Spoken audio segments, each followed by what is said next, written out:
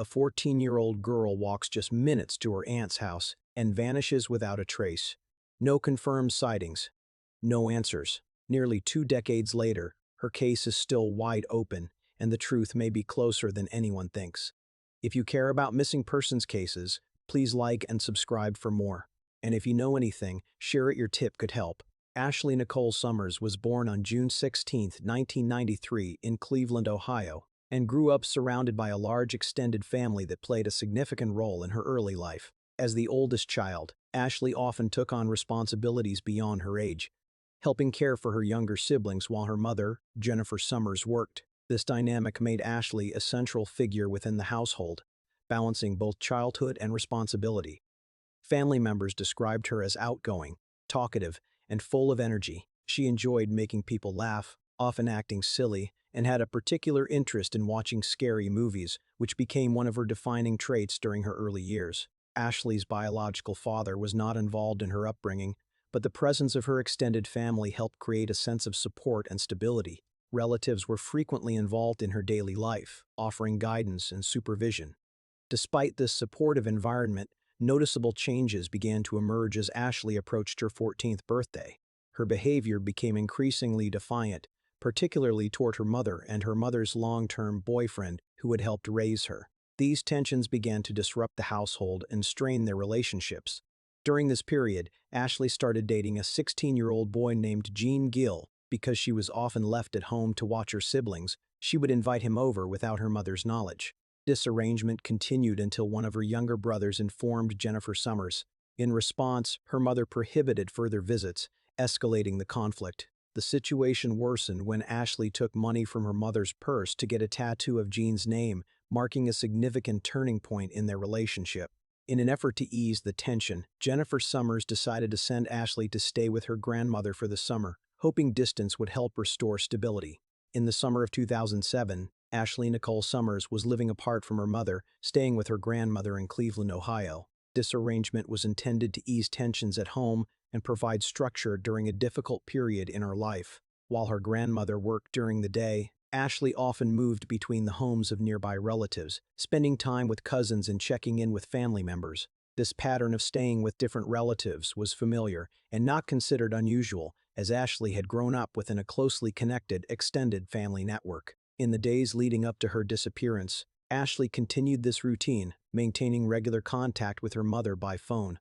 Her movements between family homes did not raise concern, as this had become part of her daily life. However, on the day she was last seen, a significant incident occurred earlier in the day involving her uncle, Kevin Donovan.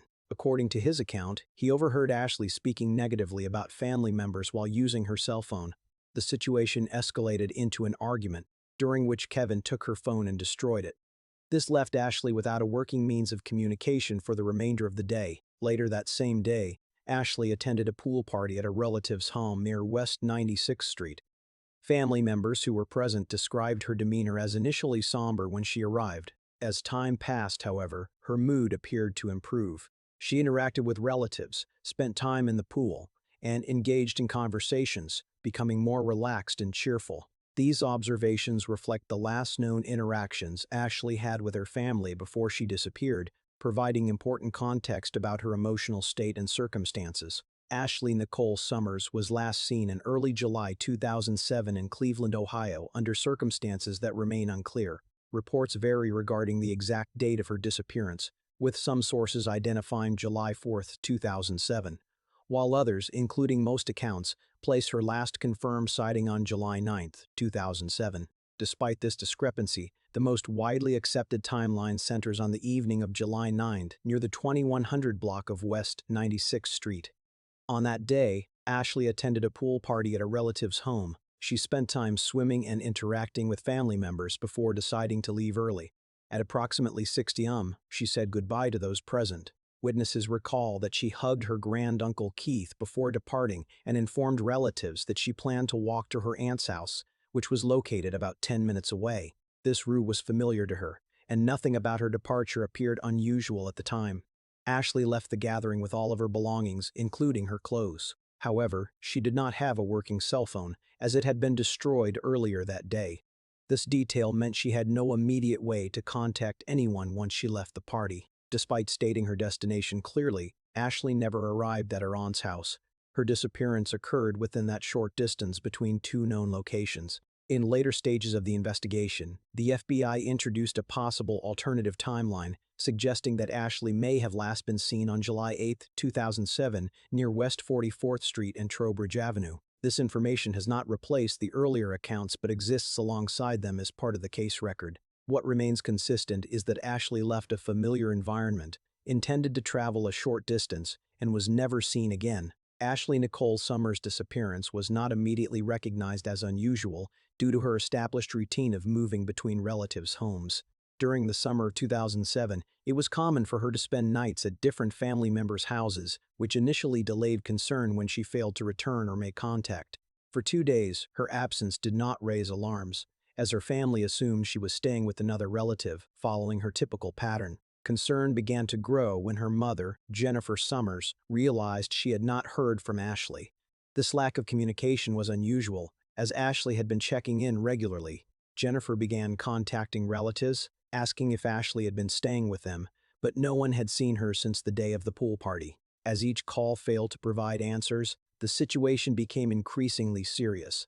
Recognizing that something was wrong, Jennifer reported her daughter missing to the police. Law enforcement responded by classifying Ashley as an endangered runaway. This decision was influenced by her recent behavioral changes, including conflicts at home and previous acts of defiance.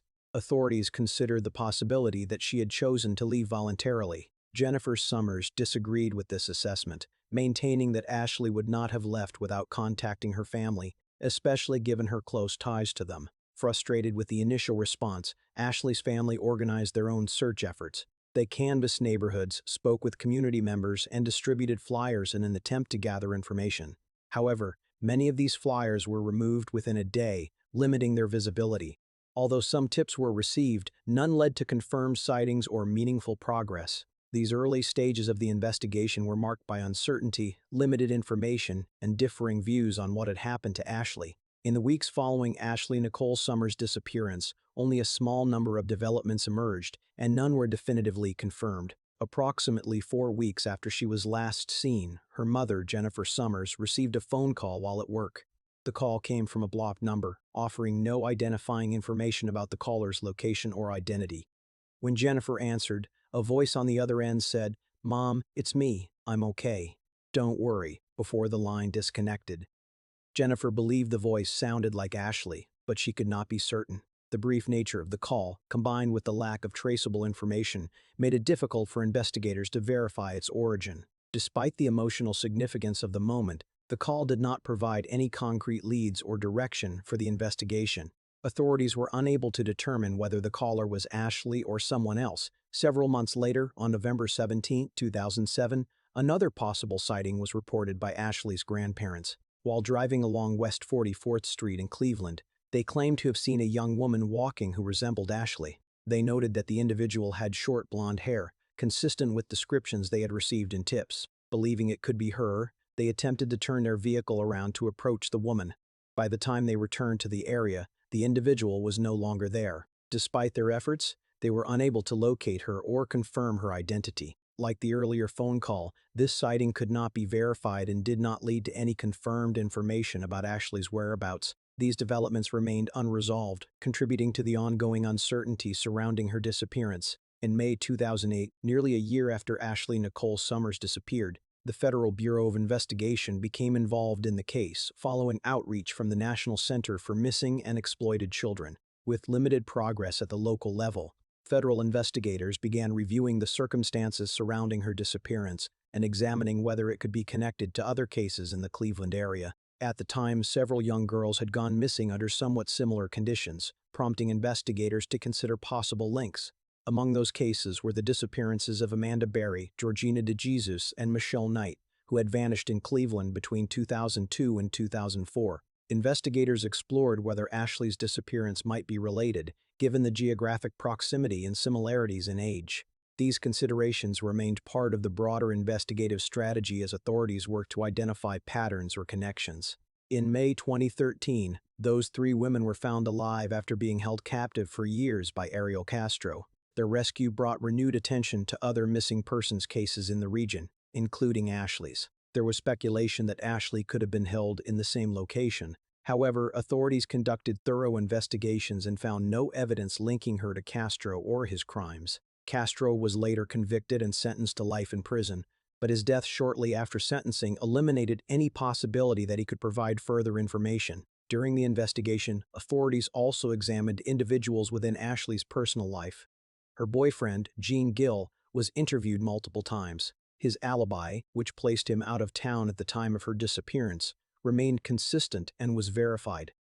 Based on this information, he was not considered a suspect in the case. In the years following Ashley Nicole Summers' disappearance, investigators continued to pursue new leads, though none resulted in definitive answers. In January 2015, authorities in Rhode Island released surveillance images from an ATM camera as part of an identity fraud investigation. One of the individuals captured in the footage bore a resemblance to Ashley, who would have been in her early 20s at the time. Her family recognized the similarity and contacted the FBI, hoping the image could provide a breakthrough.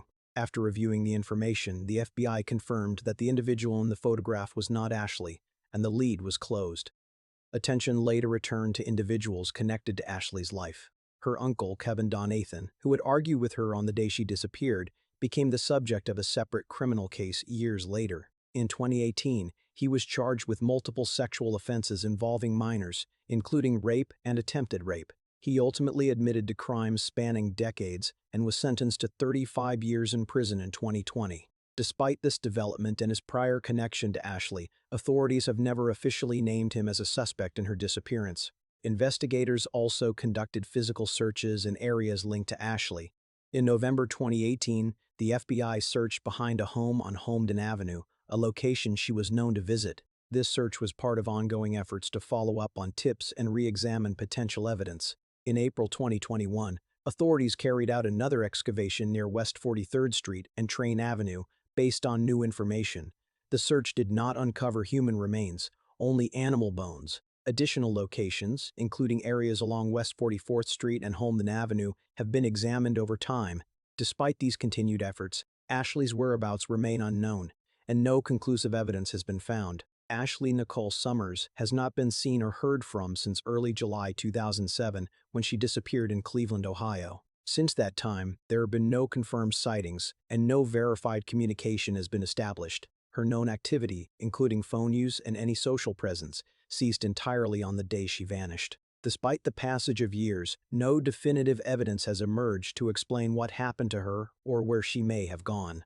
The case remains open, with federal authorities continuing to seek information. Investigators with the FBI have stated that they believe someone may still have knowledge about the circumstances surrounding Ashley's disappearance.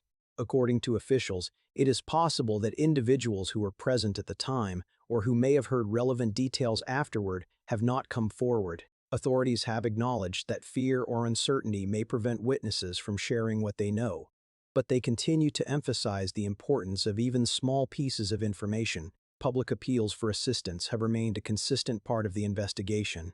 Law enforcement agencies have encouraged anyone with knowledge of Ashley's case to report it, stressing that new information could help move the investigation forward. Over the years, these appeals have been repeated through various channels in an effort to reach individuals who may hold critical details. Ashley's family has also continued efforts to keep her case visible. They have participated in awareness activities, including distributing flyers and marking significant dates such as her birthday. These actions reflect an ongoing commitment to finding answers. Ashley Summers' disappearance remains unsolved, with unanswered questions and an active call for information.